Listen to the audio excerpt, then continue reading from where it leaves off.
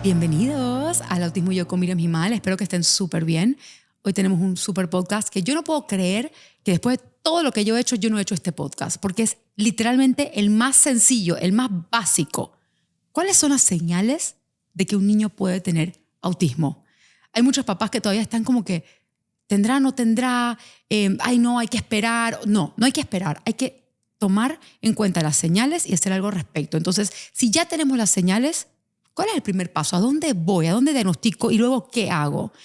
Vamos a hacer esto con la doctora Sara Fima, médico pediatra y experta en neurodesarrollo. Bienvenida, doctora, ¿cómo estás? Hola, buenos días.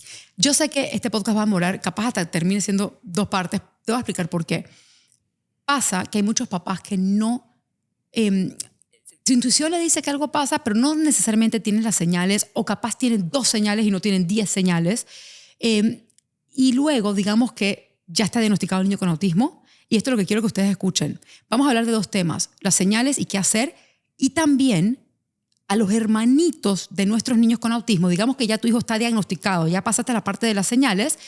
¿Qué vamos a hacer con los hermanos? ¿Por qué? Muchas veces, y yo sé que en tu consulta lo has visto, siempre nos enfocamos en el niño que tiene autismo y hay muchas banderas rojas, capaz no porque nuestro otro niño nunca vaya a ser autista, pero capaz tienen otros problemas que no nos damos cuenta. O sea, en mi caso, Marcela sufre de ansiedad. Yo no me di cuenta qué cosas en el colegio que tuvimos que ver, pero no es que lo quise ignorar, es que estaba tan hiper enfocada en el diagnóstico de Raquel, en las señales de Raquel, que hay muchas señales que perdí de mi otra hija.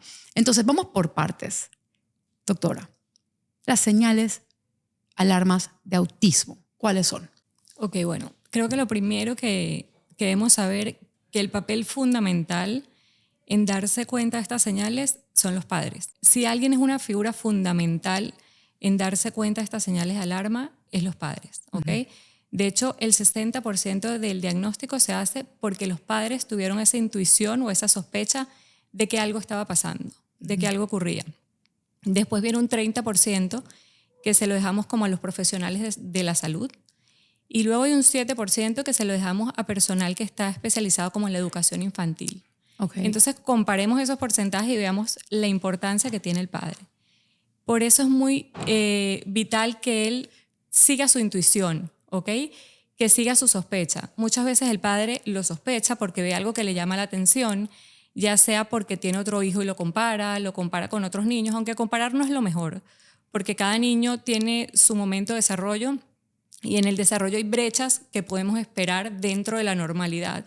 Por eso comparar no siempre es lo mejor, pero a veces a los padres les sirve para darse cuenta de que algo no está bien, o sencillamente su intuición le dice algo no está bien. Yo quiero hacer hincapié en algo que acabas de decir, porque cuando yo comparaba a mis hijas, tenía mellizas, mi pediatra me hizo sentir muy apenada por compararlas, avergonzada, ashamed. Pero era el único punto de comparación que yo tenía. O sea, ¿cómo yo iba a entender que algo pasaba con una si yo no comparaba con la otra? Creo que comparar es algo excelente cuando tiene que ver con el neurodesarrollo. Sin embargo, cuando comparas para mal, es lo que yo pienso que está mal. Es decir, claro, ay, ¿por qué esta niña no puede ser tan bonita como la otra? ¿Y por qué esta niña no hace como la otra? O sea, ya cuando estás poniendo una acá y la otra abajo, o sea, obviamente ese tipo de comparación solamente lastima a tus hijos y a ti. Pero comparar para darte cuenta, o sea, es natural. Es natural. Sí. Eso es lo que te quería decir. Básicamente es natural. No podemos como escondernos de eso. Es lo que sucede naturalmente. Claro. Pero justamente comparar, por ejemplo, para notar que algo no está bien, no para decir el otro niño es mejor o el otro niño lo hace mejor. Entonces, cuando el padre empieza a observar algunas cosas en sus hijos, por ejemplo, en los lactantes, en los menores de 12 meses, hay cosas que deberían ocurrir dentro del desarrollo. El desarrollo siempre va hacia adelante.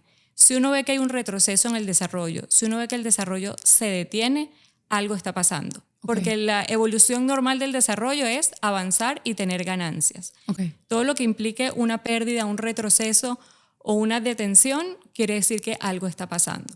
Okay. Y ahí es el primer momento de consultar. ¿Okay? ¿Y qué pasa cuando simplemente va lento?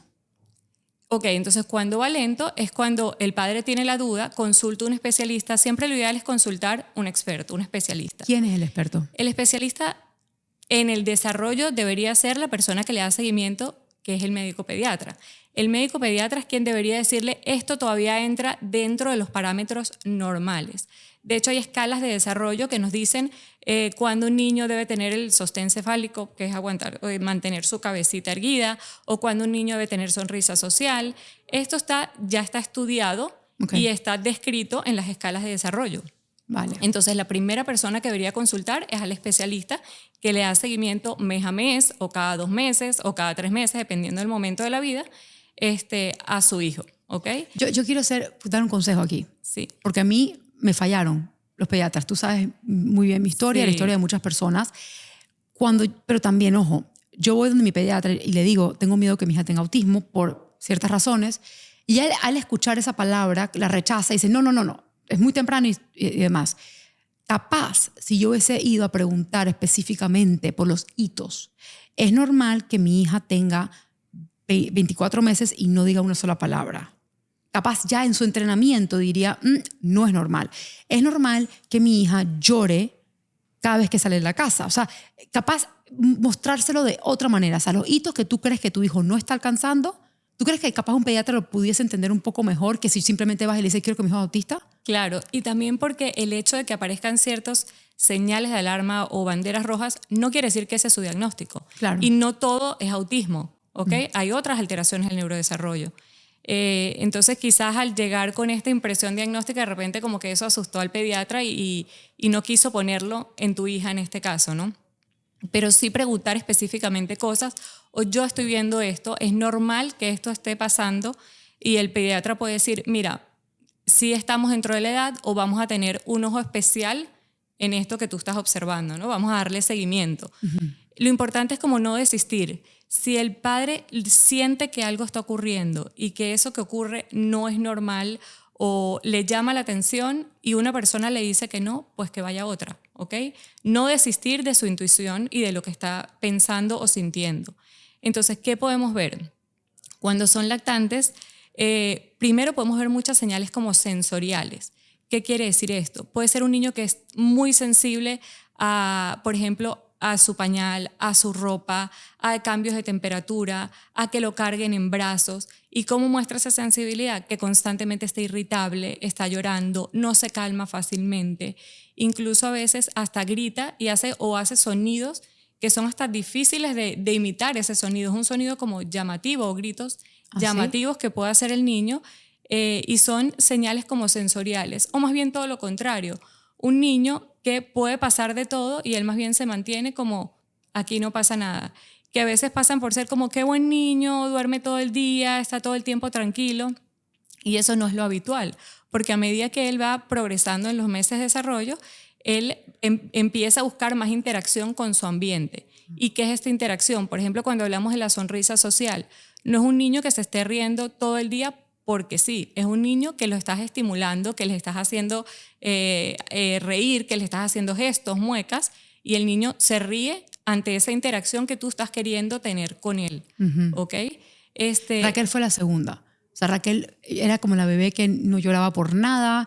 Cuando le empezaron a salir dientes, a Marcela, todo el vecindario se dio cuenta y Raquel ya tenía 3 afuera y nadie se había dado cuenta. No le importaba quién le daba la mamadera, le daba igual y Marcela quería que yo se la diera. Yo no tenía apego emocional con mi bebé. O sea, sí habían esas señales, pero no de gritos, sino de silencio. De silencio más bien. Es eso, son como los extremos. Es el extremo de reacciono mucho o hiperreacciono, o más bien soy como hiposensible. Reacciono muy poco ante los estímulos del ambiente o los estímulos de relacionarme con las personas, de socializar. Por ejemplo, a los 9 meses, normalmente ya el niño no quiere que cualquier persona lo cargue, ya está este apego más con sus padres. Hay niños que pueden pasar de un brazo a otro da igual. y les da igual que pasen de un brazo a otro. Y hay otros que si nos vamos al extremo, más bien les da pánico cuando ven una persona extraña, pero algo muy llamativo. Claro. Es ese no despegarme de mi mamá, pero con pánico. O de repente que no se pueda calmar, solamente que lo puedan calmar los padres y de una sola manera. ¿Okay? Eso también puede llegar a ser una señal. ¿Okay? Tú dijiste algo importante que ahora me recuerdo del pañal. Raquel, cuando era bebé, sufría mucho, o sea, estaba quemada todo el tiempo. Teníamos que quitarle el pañal y ponerle mucha vaselina, lloraba, estaba rojo en carne viva. Y no sé si era porque las heces de ella eran de verdad fértidas, horribles, o si era, y obviamente no la dejábamos jamás, ni con un segundo un pañal sucio, o si era el pañal, pero ¿eso era una alerta de autismo? No necesariamente autismo, pero sí es algo que llama la atención. Sí puede ser que un pañal le cause cierta irritación o que de repente si se quedó más tiempo con la orina o con las heces cause cierta irritación, pero si es un pañal que normalmente se mantiene limpio o incluso al tacto, al bañar al niño, al vestirlo. O sea, todo lo que tenga que ver con contacto físico con algún material, ya sea tela, ya sea el material del pañal, y que el niño siempre esté irritable en ese momento. Siempre al cambiarle el pañal está muy irritable, por ejemplo, aunque se vea que su piel esté sana, ¿ok? Y también sí puede haber esa irritación cuando hay alteraciones en esas heces, ¿ok? Cuando algo está pasando en esas heces, sí puede generar cierta irritación alrededor del área perianal, ¿no? Del área del pañal. Yo también recuerdo, y quiero saber si esto tú consideras que es una señal. Cuando Raquel era bebé, tenía mucho reflujo. O sea, tuvimos que cambiar la fórmula. Yo no podía lactar, la fórmula 10,000 veces. Y yo recuerdo que ella vomitaba proyectil. Y cada vez que comía se arqueaba así como un arcoíris parecía como que estuviera con dolor. Nunca se sació después de comer. ¿Esto tiene que ver o cero? Sí tiene que ver porque cuando hablamos de estas señales del desarrollo, no podemos desligar el autismo de lo que tiene que ver con la parte orgánica. Y cuando nos ponemos a estudiar o a revisar estudios que nos hablan de cómo son los antecedentes de pacientes con autismo, siempre hay alteraciones a nivel gastrointestinal en su desarrollo. Ya sea que hay reflujo, ya sea que hay una intolerancia a los lácteos o una alergia a la proteína de la leche de la vaca, y tienen esta historia de que normalmente había que cambiarle las leches muchas veces, de que lloraba constantemente después de comer, de que estaba distendido, de que sus evacuaciones de repente eran como muy explosivas o muy fétidas. Entonces, no podemos desligar solo lo que tiene que ver con desarrollo de la parte orgánica, que definitivamente está relacionada con el autismo. Claro, si lo ves inflamadito de la barriga, Raquel la barriga se le ponía dura. Esto me hace recordar algo importante porque hemos hablado, yo sé que cuando tú vas a sentarte con un paciente, la historia clínica de ese paciente te demora como 1 hora y media. ¿Qué tan relevante es la historia clínica de mamá y papá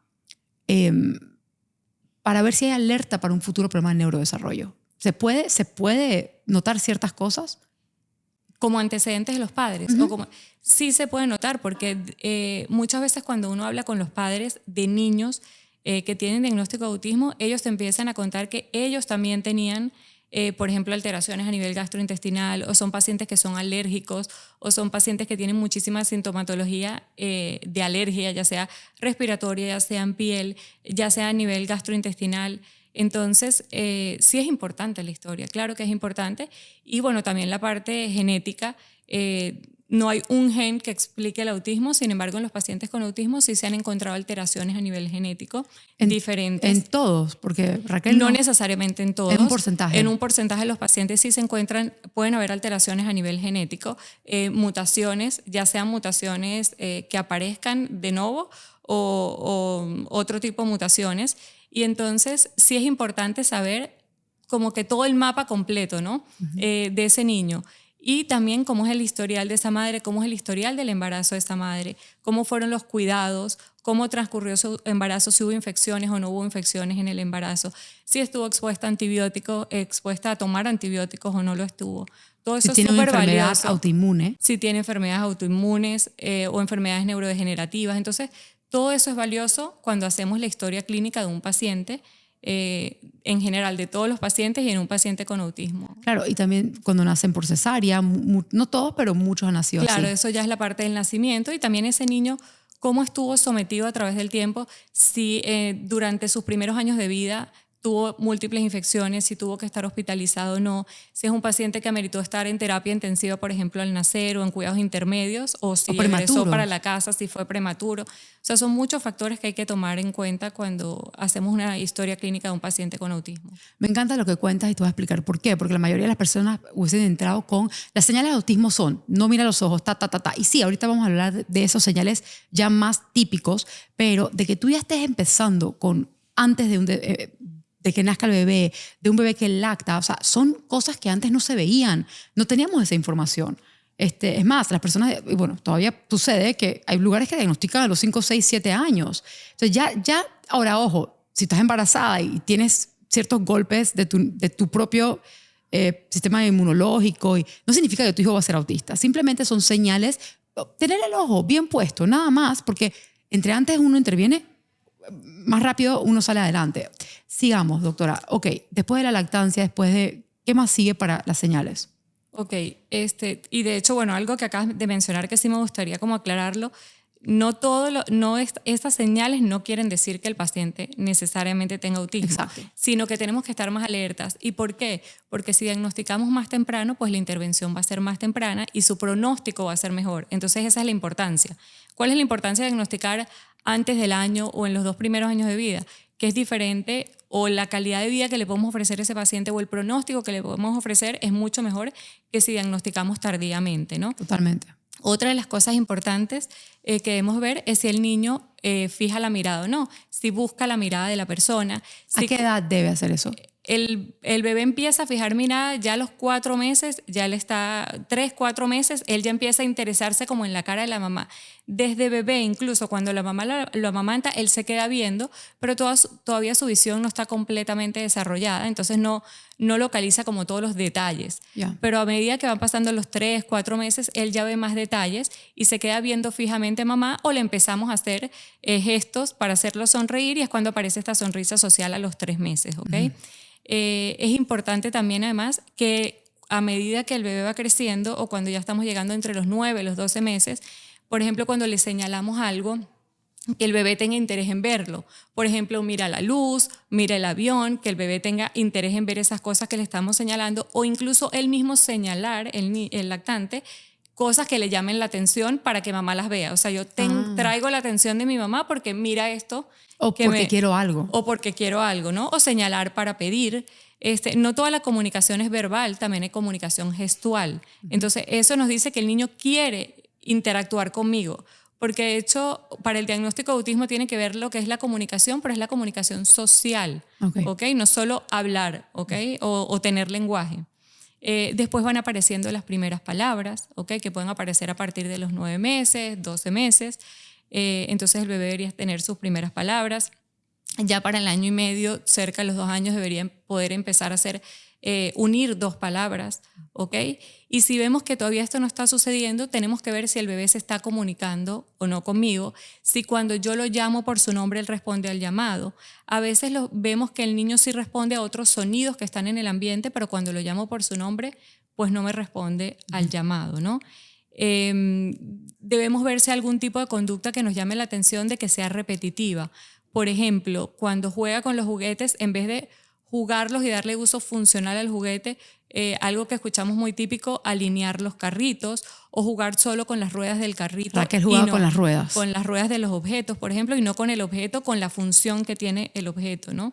Es importante ese juego imaginativo, ver cómo el niño ya después del año empieza a darle de comer al bebé, darle de comer un teterito o taparlo con una cobija, jugar a la mamá, por ejemplo, o empezar a buscar la ropa de mamá o papá y ponerme esos zapatos y caminar con esos zapatos.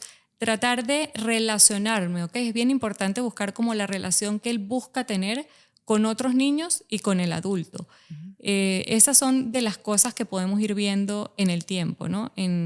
Con los pacientes. Y sin duda, obviamente, falta de lenguajes o cuando aprenden algo y lo dejan de hacer. Sí, que era lo que hablábamos antes. Cualquier retraso en algo que había ganado, ya eso es una alerta que debe llamarme la atención. Es de las principales. Si el niño viene ganando algo a través del tiempo, ya sea a nivel motor, ya sea a nivel de lenguaje, ya sea a nivel de socialización, y de repente veo que eso desaparece, eso ya es un motivo para consultar a un especialista.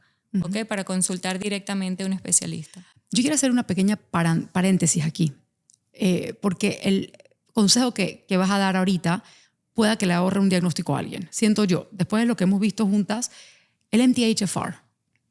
¿Por qué te lo pregunto? La gente no sabe qué es, incluso 30% de la población, 40% de la población no tiene mutado, pero hoy por hoy siento que hay muchos más niños con problemas del neurodesarrollo que traen esa mutación que antes, o sea, como que algo está siendo afectado, que ya no son tan funcionales.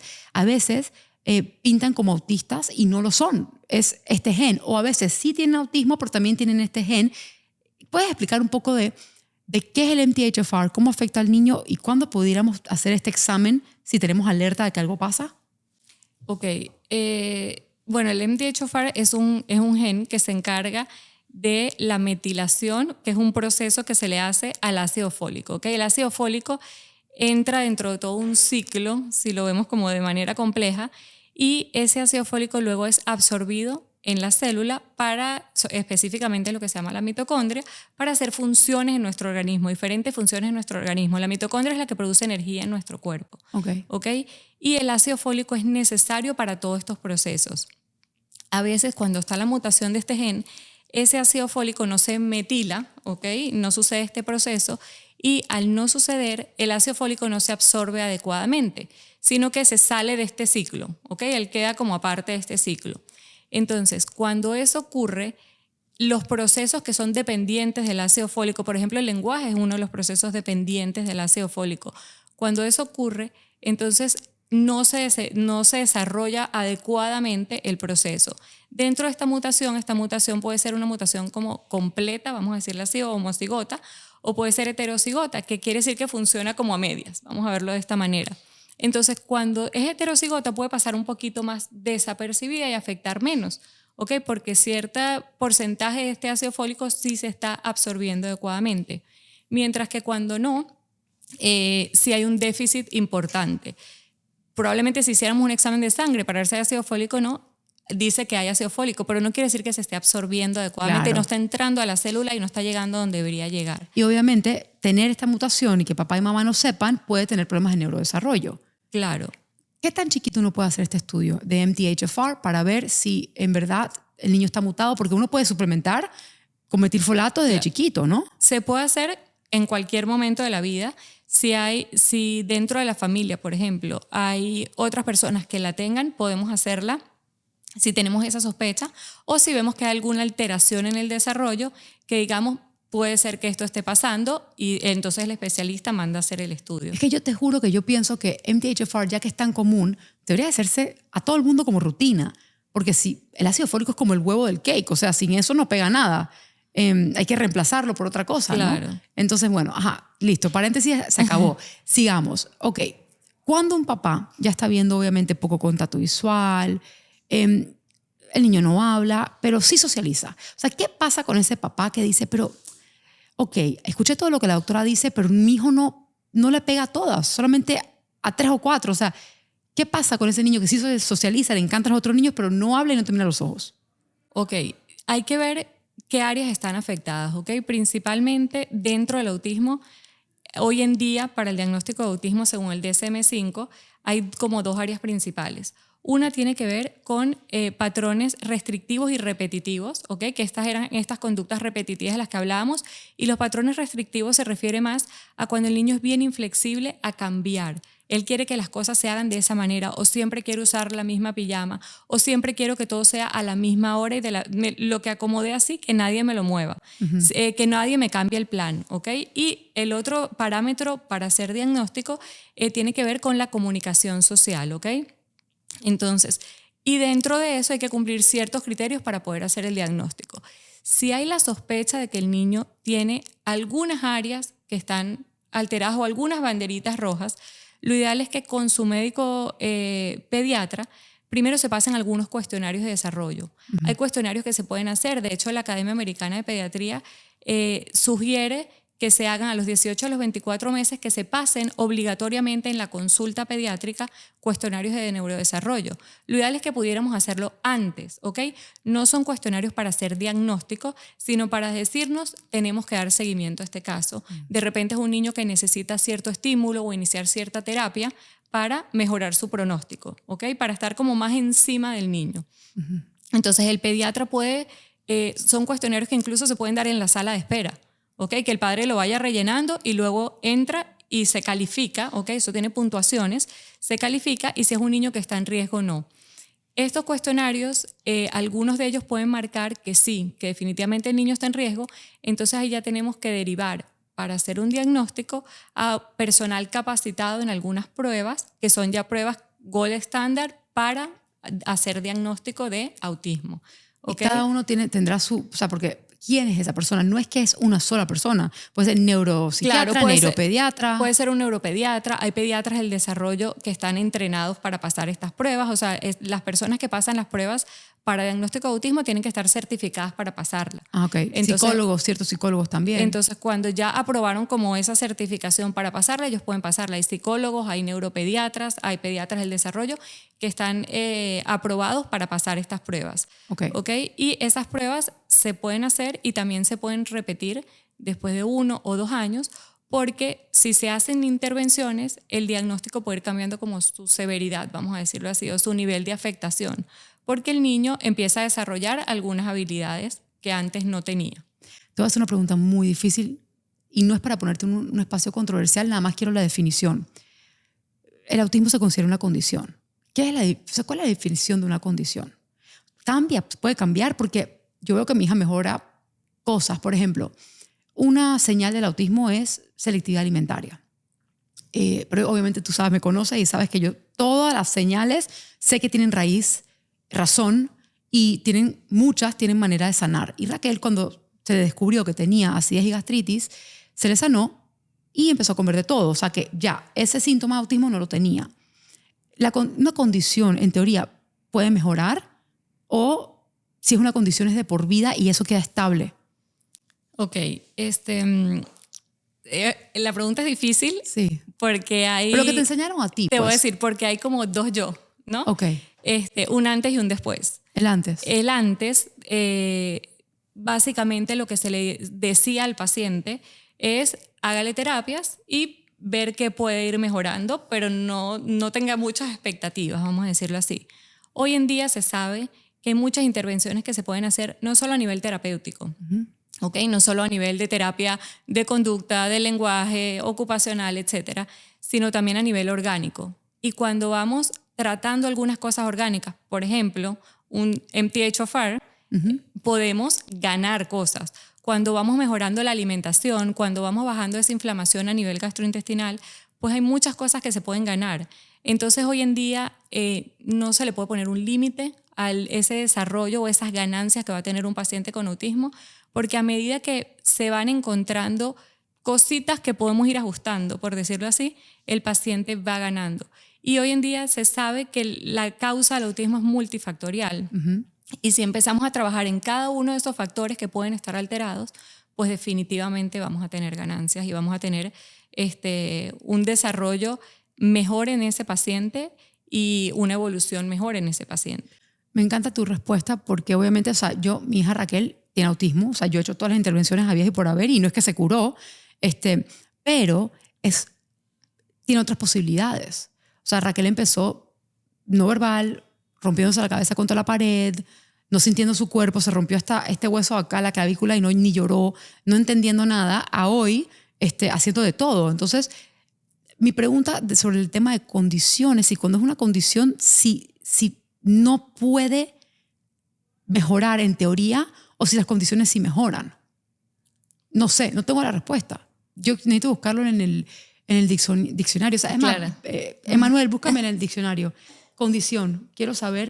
Vaya a buscar algo. Yo lo que quiero saber, te explico por qué. Lo que pasa es que, de hecho, dependiendo con quién lo hables y con qué especialista lo hables, y si son especialistas que están metidos en toda esta parte biomédica, por llamarla de alguna manera, o en la intervención de factores orgánicos, el paciente, la definición de autismo varía.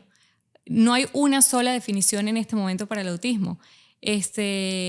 ¿Por qué? Porque se ha encontrado que está ligado a enfermedades médicas que están asociadas o alteraciones médicas que están asociadas, y eso definitivamente, si yo trabajo sobre eso, va a mejorar el niño. Pasa es que siempre, bueno, a la gente le encanta decirme, búscame condición, quiero la definición actual, porque puede que sí. Obviamente, a ver, espera, ¿qué dice? A ver, condición, índole, naturaleza o propiedad de las cosas, natural, carácter o genio de las personas. Ninguno de los dos me hace sentido. No, eso lo que se refiere es que es una característica propia de la persona, y si tú ya lo dices que es propia de la persona, es como que esa es su característica y así se va a quedar. Cierto. Porque es lo que te refiere ahí. Sí, ¿no? O sea, de verdad que yo sé que esto está raro, yo nunca hago esto en un podcast, pero simplemente quiero saber, porque no hay ni una clara aquí, realmente, aptitud o disposición, circunstancias que afectan en un proceso o el estado de una persona o cosa. No sé, hay un montón de diferentes tipos Ninguna me dice lo que estoy buscando. Lo que estoy buscando es saber si una condición se puede mejorar. O sea, en términos médicos. ¿Por qué? Sí, mi hija tiene autismo y capaz lo tenga toda la vida, pero es otra niña. Entonces, lo que yo quiero... ¿Por qué estoy indagando aquí? Porque lo que yo quiero es que las personas que tienen miedo, que están viendo esas señales que tú estás hablando, sepan que un diagnóstico no es un pronóstico. O sea, eso es lo que yo en verdad estoy buscando. O sea, no estoy buscando algo polémico, estoy buscando que sepan que a pesar de que dicen, bueno, el autismo es una condición de por vida, eso no significa que no podamos ayudarlos a tener una vida. No es algo estático. Eso. De hecho, es lo primero que dijimos. ¿Cuál es el interés de que yo me dé cuenta de esas señales? Hoy en día no hay como tal vamos a decir, un cuestionario o algo que diga, o una escala que me diga, esto es lo que tú vas a encontrar en el niño con autismo antes del año. Todavía no hay nada que científicamente esté aceptado que lo diga. Sin embargo, cada día aparecen nuevas cosas a las que podemos estar alertas o nuevas señales a las que podemos estar alertas durante el primer año de vida. Claro. Antes se esperaba para hacer diagnóstico de autismo que el niño tuviese 3, 5, 8 años, o sea, se esperaba muchísimo tiempo. Hoy más bien hemos tratado de reducir esos tiempos y lo ideal es reducirlos al máximo, lo más temprano que podamos. Normalmente el 30% de los niños podrían se diagnostican, mejor dicho, hoy en día antes del año, como el 50% alrededor de los 18 meses. Que no está nada mal, pero eso en Latinoamérica. Sí. Y te digo, Estados Unidos, Canadá y Europa es mucho más tiempo. Y lo que queremos es bajarlo más. ¿Y por qué bajarlo más? Porque no nos podemos quedar con que es algo estático. Lo que queremos es diagnosticar antes para intervenir antes. La parte orgánica. La parte orgánica y la parte terapéutica, ¿ok? Siempre hay que recordar que el autismo se trabaja con un equipo. El autismo no se puede trabajar de manera individual y no es para un solo especialista. Normalmente un paciente que es bien llevado, un paciente con autismo, tiene un equipo detrás de él. Y ese equipo le va a aportar a ese paciente ganancias en diferentes áreas, ganancias en su lenguaje, ganancias en el área motora, ganancias en el área conductual, ganancias a nivel orgánico, a nivel de salud, de mejorar su salud. Entonces, por eso ese es el interés de que estemos pendientes o atentos a estas señales tempranas, claro, a que podamos hacer una intervención temprana para mejorar el pronóstico. ¿Qué consejo le das tú a los padres que todavía tienen el pediatra que dice hay que esperar? Ok, mi consejo es que si tu intuición te dice que hay algo, ¿ok? Ya sea sencillamente por intuición, algo que te llama la atención, ya sea porque estás comparando y te parece que se sale de los patrones que tú estás acostumbrado a ver, que no te quedes con ese especialista. Ese no es el especialista para ti, tienes que buscar otro especialista. Y si es necesario buscar otro más, buscas otro más. Pero siempre es importante que sigas tu intuición, no con la intención de encontrar algo, de que algo esté mal o de que algo esté pasando, pero sí estar alerta, ¿ok? Porque si estás alerta y se hace un diagnóstico temprano, ya sea de autismo o de cualquier otra alteración del neurodesarrollo, pues la intervención va a ayudar a tu hijo. Entonces, ¿quién quiere perder tiempo con su hijo? Nadie quiere perder tiempo con su hijo. Nadie. Tú dijiste algo importante, dijiste, tengo un yo de antes y un yo de ahora, ¿verdad? ¿Qué pasa? O sea, ¿por qué en toda tu educación y tu carrera como médico pediatra ahora te encuentras con otra realidad? O sea, ¿qué ha cambiado del yo anterior, del médico que eras antes y el médico de hoy? ¿Qué sabes a hoy que no sabías? Bueno, ha cambiado que me he dedicado a profundizar más en el autismo y a buscar todas esas causas y todas esas intervenciones que podemos hacer hoy en día y a buscar los estudios científicos que avalan hoy todos estos factores valga la redundancia, multifactoriales que afectan a un paciente con autismo, todas esas causas, diversas causas que hay. Y entonces, por eso hay un yo antes y un yo ahora. El yo antes es la educación tradicional en la que dice el niño nació con autismo básicamente y esto es lo que va a suceder y no hay nada que se pueda cambiar. Y mi yo de ahora dice hay muchas cosas en las que puedo intervenir y en las que puedo ser útil para que las cosas cambien. Entonces, esa es mi mi división de mi yo de antes y mi yo de ahora a través del tiempo, y al estar en contacto con más pacientes con autismo me he dado cuenta que hay que prepararse, que todos los especialistas tenemos que seguir preparándonos y tenemos que seguir investigando y no decir, no, espere, eso va a pasar, o métalo a la escuela, eso es muy típico. No, el niño no habla, métalo a la escuela para que se relacione. Ok, está bien, mételo a la escuela que se relacione, pero dale seguimiento a eso. Realmente, ¿sí se está relacionando o está en la escuela y no está cambiando nada? Claro. Entonces, yo creo que de ahí viene como un poco mi división, de prepararme más. O sea, ¿hubo algún momento en tu carrera que dijiste, algo pasa aquí? O sea, ¿qué te hizo cambiar de opinión? ¿Qué te hizo actualizarte hacia esta rama? Algo pasa aquí porque cuando el paciente, por ejemplo, a nivel terapéutico, habían pacientes que responden mejor a una terapia, a diferencia de otros pacientes que respondían menos o iban más lento. Y uno dice, ¿por qué? Y uno se pone a indagar qué hay detrás del paciente que responde más a la terapia. ¿Cómo es su historia? ¿Cómo es su alimentación? ¿Cómo son los cuidados que se le dan a él en cuanto a la parte de su salud, a la parte orgánica? ¿Qué se ha investigado en él? Y otro pacientito que no recibe esto, y uno dice, ya va, acá hay una diferencia, algo está pasando. Entonces eso me llevó a seguir investigando y decir, ok, la parte orgánica definitivamente está influyendo en todo esto. Y en tus investigaciones, porque ya creo que la gente entendió el tema de las señales, ¿qué has encontrado? Esto es multifactorial, a nivel orgánico, porque sabemos que luego terapéutico hay varias cosas. A nivel orgánico, ¿qué cosas te has encontrado que estos niños carecen o les pasa o les puede llegar a pasar? Principalmente hay alteraciones, hay muchas alteraciones. Hay alteraciones a nivel gastrointestinal, hay alteraciones inmunológicas, hay alteraciones en el metabolismo de estos pacientes, hay alteraciones a nivel de diferentes sistemas, ¿okay? De sistema endocrino, hormonal, etc. Entonces, hay que indagar para conseguir, ¿ok? Uno de los principales factores es el factor gastrointestinal, ¿ok? ¿Y por qué? Porque el intestino, de hecho, tiene el 90% de nuestro sistema inmune, nuestro sistema de defensa. Y ese sistema inmune no está solo en el intestino, él está comunicado directamente con todo nuestro organismo.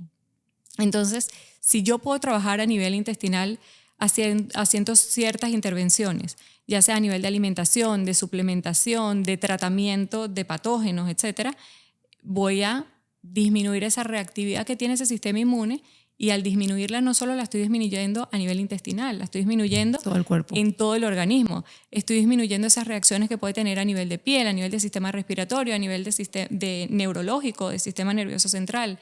Entonces, de ahí la importancia de buscar para intervenir y empezar a sanar.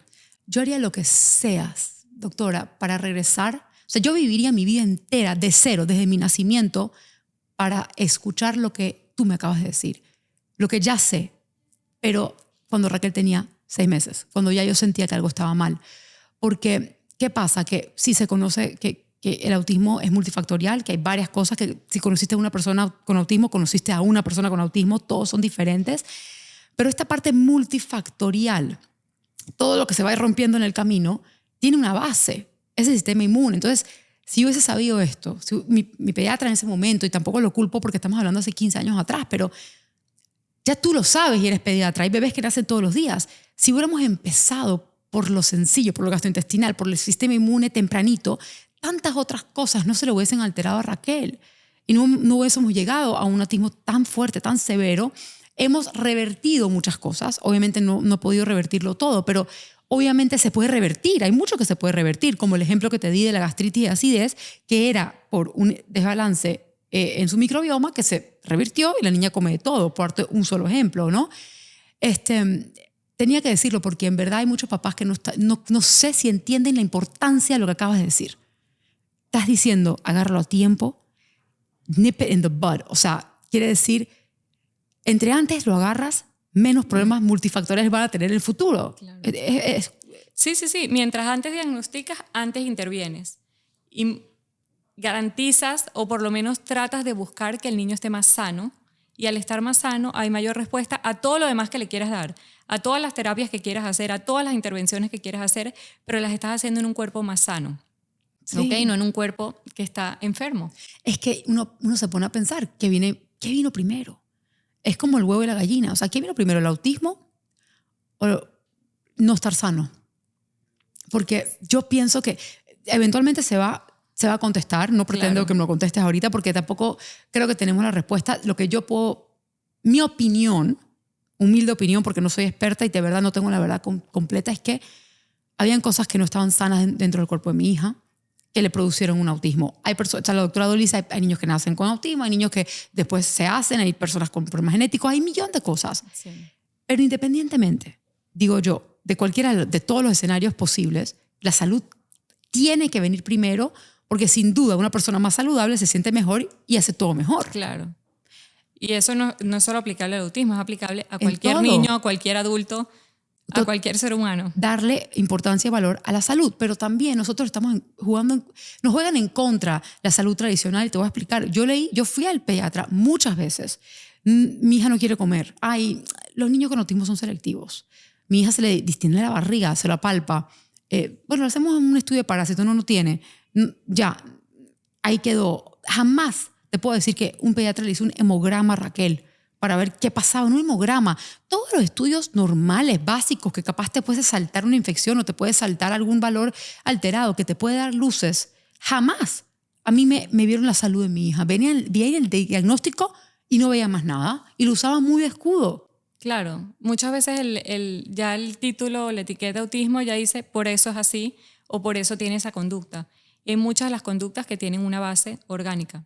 ¿Ya? Entonces, por eso es importante tratarla. Creo que ahí entra la responsabilidad que tenemos como profesionales de seguirnos educando y de seguirnos preparando, de bajar ese ego y creer que no lo sabemos todo, porque no es así. Todos los días tenemos que seguir aprendiendo y todos los días tenemos que seguir reconociendo que alguna vez éramos ignorantes en algo y ahorita lo sabemos, ¿no?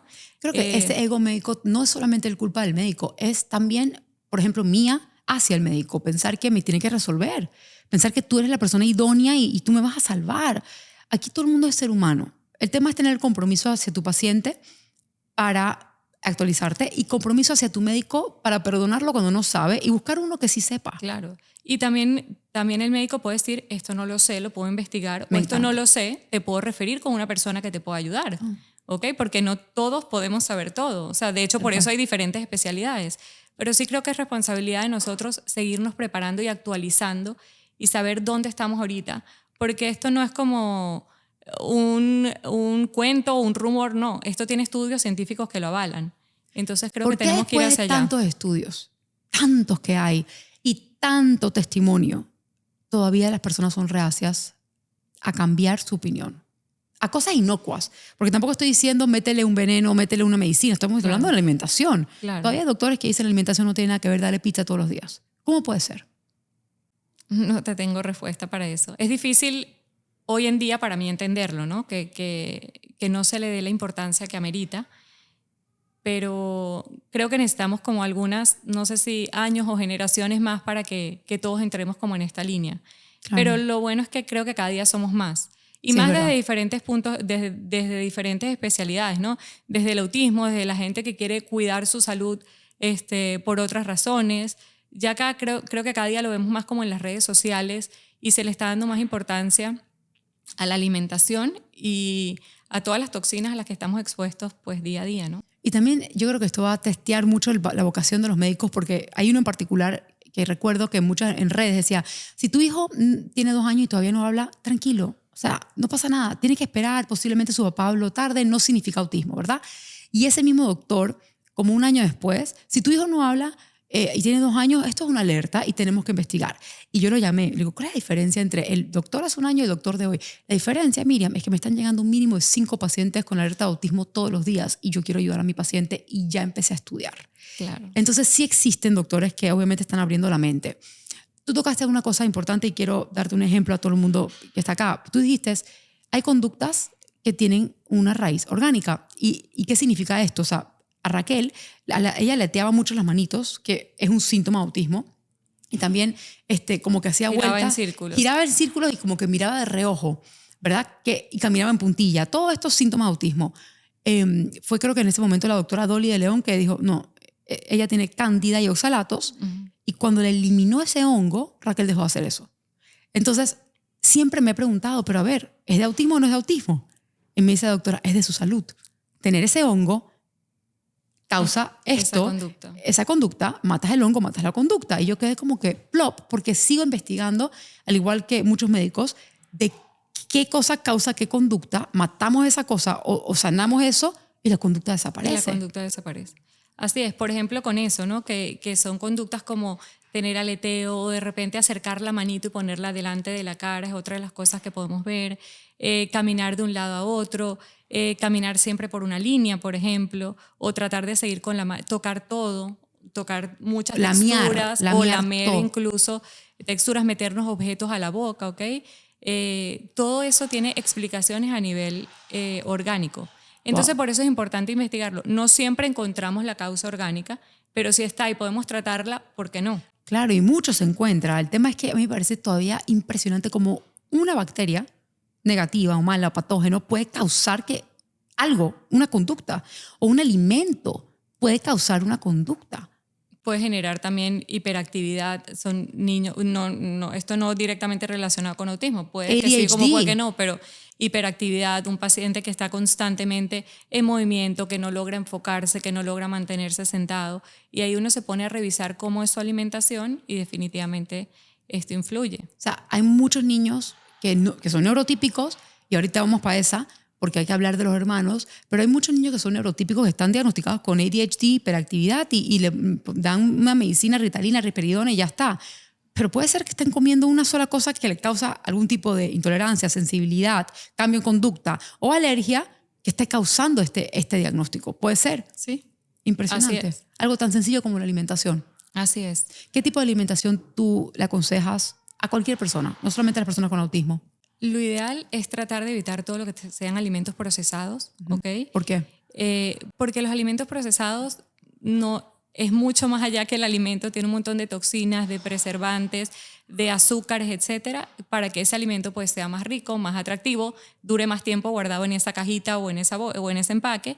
Y obviamente todas esas son toxinas que luego el organismo tiene que lograr eliminar.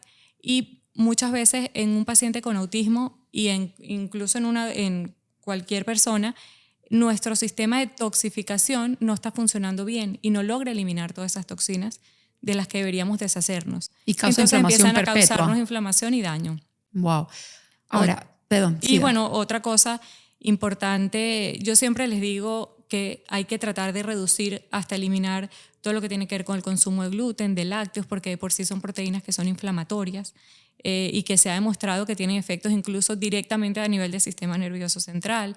Entonces, son recomendaciones como generales, pero luego hay que ir de manera particular ajustando esas recomendaciones según cada paciente, ¿no? Claro, porque puede que la zanahoria hasta te haga mal o el pollo o el huevo.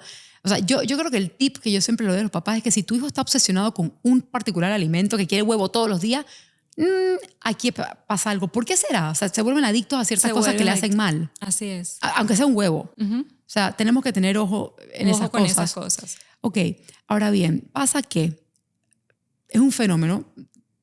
Nosotros, porque yo me incluyo en esto, y he hablado con muchos papás, tengo esa suerte de tener miles de papás con los cuales yo he dado consulta, casi siempre ignoramos las necesidades de los hermanos. Las alertas rojas, las banderas. Porque claro, tenemos varios niños, uno tiene autismo, capaz los otros lo vemos como neurotípicos, pero cuando vamos a ver, arrastran también no solamente problemas de neurodesarrollo ellos mismos, sino también orgánicos. También están inflamados, también están estreñidos, también tienen ansiedad. O sea, simplemente no tienen un diagnóstico de autismo y no son autistas. Pero, ¿cuál sería tu consejo de empezar a ver las alertas de ese hermanito? ¿Cuáles serían las alertas de una persona que no tiene autismo que hay que prestar atención? Cuando hablamos de hermanos, justo mientras hablabas pensé, por ejemplo, lo de la alimentación. Muchas veces los padres dicen, ¿y será que le doy de comer lo mismo entonces al hermanito? Sí, porque igualito tú tienes que tratar de buscar que si ese niño también tiene inflamación, esa inflamación vaya bajando. O no inflamarlo con porquería. O que no se inflame con porquería, literalmente. O sea, a mí me parece impresionante porque muchas veces ponía una dieta y no a la otra. ¡Ey, ven acá! Las dos nacieron de mi vientre. Entonces, ¿cómo no pensé en ningún momento que las dos pudiesen tener algún tipo de afectación a nivel orgánico? Así es. Y bueno, creo que una de las cosas principales que a veces no se toman en cuenta es como la parte emocional del hermano, ¿ok? Muchas veces los hermanitos de pacientes que tienen diagnóstico de autismo o de cualquier otro diagnóstico, al pasar a, no vamos a decir un segundo lugar, pero es que la atención está dirigida Sí. al paciente que tiene el diagnóstico o al niño que tiene el diagnóstico. Entonces dejamos un poquito de lado cómo se siente ese hermano o las responsabilidades que estamos cargando sobre el hermano, ¿no? Porque normalmente es cuida a tu hermanito, estate pendiente de tu hermanito, pero también hay que acordarse de él, ¿no? De las necesidades propias de él. Esa es una de las cosas que tenemos que estar pendientes en cuanto a la parte emocional. Lo otro es que como cualquier otro niño podría presentar ya sean alteraciones a nivel motor, ya sea a nivel motor grueso, motor fino, a nivel sensorial. Los pacientes con autismo tienen alteraciones a nivel sensorial y no quiere decir que su hermano no las pueda tener. Entonces también hay que estar pendiente de eso. Cómo es él con las texturas, cómo responde él a los sonidos, cómo responde él a los movimientos, cómo responde él a las texturas, etcétera. Tenemos que estar pendientes de eso también en el hermano. Tenemos que estar pendientes de la parte motora fina, ¿ok? Cómo le va en la escuela. Cómo escribe. Cómo le va en la escuela, cómo va con sus procesos lectores y escritores dentro de la escuela. También puede haber alguna dificultad a nivel académico y sencillamente no nos damos cuenta. Puede tener una dificultad incluso a nivel visual y nunca nos dimos cuenta. ¿Por qué? Porque no le evaluamos y sin culparnos, ¿no? Porque definitivamente siempre queremos lo mejor para nuestros hijos. Sin culparnos, nuestra atención se dirige al que sí tiene un diagnóstico. Entonces es importante en el hermano como que tomarnos ese tiempo de ver a mi otro hijo o a mis otros hijos y ver qué está pasando en él. Asegurarme que todo esté bien, preguntar también en la escuela por él, preguntar también cómo le está yendo, preguntar cómo le está yendo en sus actividades, si está en actividades deportivas, ir un día a ver un juego y ver cómo está su parte motora, cómo se está desempeñando en su parte motora, por ejemplo, o en su práctica que está haciendo de bailes, de lo que sea. Eso es algo que también tenemos que ponerle un poquito de nuestro ojo, ¿no? Quiero agregar, porque tenemos que ponerle mucho de nuestro ojo. Yo recuerdo cuando mis dos hijas iban a la misma escuela, sin duda tenía un montón más de reuniones con los profesores de Raquel que con los de Marcela, y cada vez que tenía con los de Marcela me decían, Marcela está perfecta, Marcela está perfecta. Cuando yo empecé a prestar un poco más de atención, Marcela era como si le hubiesen cambiado la lateralidad. Cosas que una persona diestra hace, lo hacía con la zurda, o sea, era un desastre. Y cuando voy a la escuela, sí, veíamos que tenía tendencia zurda, entonces lo pusimos más a la derecha. Y dije, pero hasta el día de hoy le cuesta hacer un montón de actividades porque está cruzada. Yo no presté atención, hasta que un día me llaman, señora, mira, lo que pasa es que Marcela pues está en la biblioteca todo el tiempo, para que usted sepa. Entonces no es que estaba perfecta, la parte emocional también estaba flaqueando y yo no lo veía, confiaba mucho. Entonces, no digo que no confíes en tu equipo, pero estate pendiente, porque si yo hubiese puesto las reglas al principio, mira, yo doy muy enfoque a Raquel, pero necesito saber todos los aspectos de Marcela y hubiese estado igual de intensa, no le hubieran cambiado la lateralidad. O sea, me hubiese preguntado, por lo menos, muchas cosas capaz yo hubiese podido evitar. Claro, hubieses hecho cosas diferentes quizás con ella. Totalmente. Lo que yo quiero es ahorrarle eso a los papás. ¿Por qué? Porque arrastré muchos problemas emocionales. O sea, estamos ahora trabajando. Eso también tiene vuelta atrás. Sí. Pero si hay una persona que está recién diagnosticada, la manera de no caer en esas trampas es darle atención a ambos hijos a su nivel, pero tienes que hacerlo porque el hermano muchas veces arrastra cosas, pero como no está al nivel del niño con autismo, o sea, es mucho más funcional, pretendemos que está perfecto. Incluso mi esposo dijo, no, sí, si el niño no tiene autismo en mi vista, pues es adulto básicamente. Y no lo es. También tiene necesidades. Claro, pero muchas veces la dejamos caer. Entonces, estas alertas de niños que no tienen autismo, pero que a veces las dejamos pasar por alta, puede ser lo educativo, puede ser lo emocional, puede ser lo sensorial, lo social. Ojo, no significa que va a tener autismo si tiene una de estas cosas. Es simplemente... es simplemente trabajarlo. O sea, creo que lo importante es que a pesar de tener un niño con diagnóstico y sabemos que el tiempo se dedica a ese niño, hay que dedicarle tiempo a los otros niños, hay que dedicarle tiempo a la pareja y hay que dedicarle tiempos a uno mismo. ¿Cómo hace? Es como todavía no he logrado ese balance perfecto, sí, pero... Quizás no va a estar con un balance perfecto, pero creo que sí hay que sentarse y dar como los espacios para cada uno, para que las cosas no pasen y después digamos, ¿y qué pasó me di cuenta 5 años después. Sí, yo la manera que lo dileo hoy es, obviamente cuando estoy abrumada, no puedo dar lo que no tengo.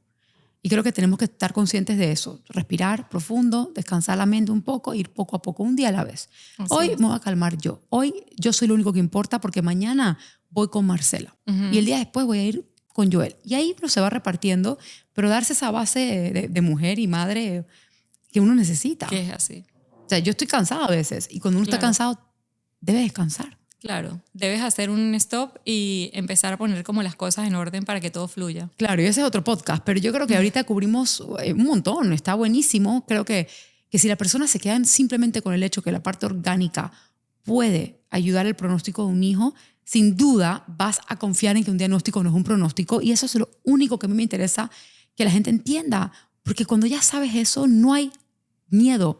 No hay falta de pertenencia, o sea, yo pertenezco, nada más tengo que ayudar a mi hijo, pero pertenecemos, no es ese, tú eres esto y yo soy esto. No, todos somos seres humanos y todos Así es. tenemos cosas en nuestra salud que tenemos que ayudarnos, Claro. y todos podemos avanzar independientemente de la condición o enfermedad o cualquier cosa. Sí. Último consejo, de todo lo que hemos hablado, ¿qué te No, de queda? todo lo que hemos hablado, y como el podcast iba dirigido como a estas señales de alerta, las señales de alerta las podemos revisar, ¿ok? Podemos ir a Google, por decirlo así, y podemos revisarla y podemos revisar qué debería hacer mi hijo a cada edad, ¿no? Yo puedo dar como un listado de señales de qué debería pasar a los 2 meses, a los 4, a los 6, etcétera. E incluso cuando están más grandes, ¿no? A los 2, a los 3 años en estos pacientes que se diagnostican de manera más tardía. Pero creo que lo principal es que si tú sientes que algo no está bien, o si incluso si alguien que lo ve externamente, porque a veces llegan padres que ellos no se han dado cuenta y un tío se dio cuenta, una abuela se dio cuenta, escúchalos. Aunque el temor quizás en ese momento te gane, trata de escucharlos y trata de decir, mejor investigo, mejor veo que no esté pasando más nada y me quedo tranquila. Pero no lo dejen pasar, ¿ok? No lo dejen pasar, o no traten, muchas veces también como padres tratamos de justificar. No, eso es porque estuvo en pandemia, entonces no se estimuló, entonces, o eso es porque yo no lo saco de la casa y entonces él no ve a otros niños. Entonces, o sea, siempre tratamos como de justificar, y es verdad, obviamente la exposición que tiene a su medio ambiente influye, pero no nos quedemos con eso solamente. ¿Ok? Primero es preferible indagar, buscar al especialista, y cuando me diga estamos bien, entonces ahí me quedo tranquila. O estamos dentro de los márgenes en los que deberíamos estar, o puedes hacer esta estrategia o este consejo para potenciar cierta habilidad, pero no quedarnos como tranquilos. Yo creo que eso es lo principal, y no dejar muchas veces que el temor nos gane, porque cuando el temor nos gana, justificamos, no queremos escuchar a lo que nos dicen los que están alrededor, y dejamos pasar momentos importantes y valiosos. Mejor dicho, imposible. Gracias por estar acá, gracias. Que estén muy bien, espero que esto les haya Gracias a ti. ayudado. Si tienes algún amigo, familiar, alguien que tú has notado que capaz pueda estar dentro del espectro y tú estás preocupado, mándale este podcast con mucho amor, mándaselo. Ten el valor de hacerlo, porque en algún momento yo tuve que despertar, al igual que muchas mamás, y créeme que cuando uno despierta es zapatillas a correr hacia la sanación de un hijo, cualquier hijo de cualquier condición, y no hay que tener miedo y no hay que esperar. Así que, bueno, espero que compartan mucho este podcast con las personas que lo necesiten. Espero que a ti te haya servido, y recuerden, un diagnóstico no es un pronóstico.